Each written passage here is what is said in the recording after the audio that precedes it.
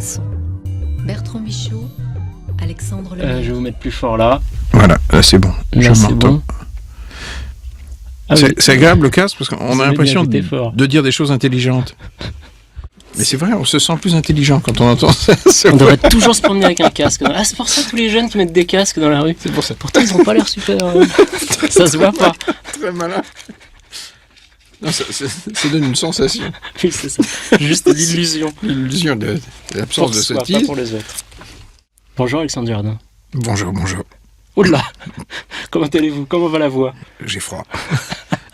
Pourtant, vous avez entendu, je crois, un peu boire du thé. Oui. Pendant la petite introduction, ça vous réchauffe un peu? Oui, j'en ai grand besoin. Vous allez tenir pendant l'émission, j'espère. Contre toute attente, oui. On va tout faire pour vous réchauffer, humainement au moins un petit peu. Est-ce qu'il y a un terreau? Comment vous faites pour écrire? Est-ce que vous observez beaucoup les gens dans la rue, la réalité, ou est-ce qu'au contraire, vous cherchez à partir de tout ça, à plonger dans votre imaginaire? Ça se déclenche comment, les débuts de livres?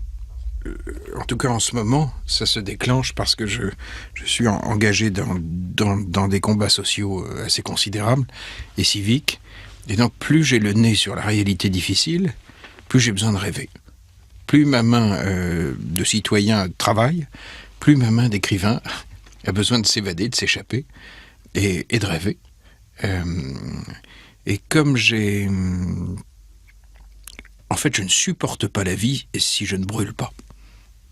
Si je ne flambe pas. Et pourtant, vous avez froid aujourd'hui. Oui. Et pourtant, dedans, ça chauffe. Je ne sais pas comment on fait pour exister si on n'a pas accès à la passion amoureuse.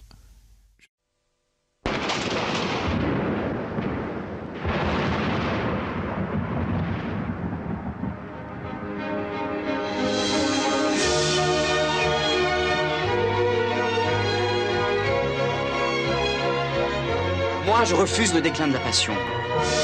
Au fond, je me méfie énormément des gens qui sont capables d'aimer calmement.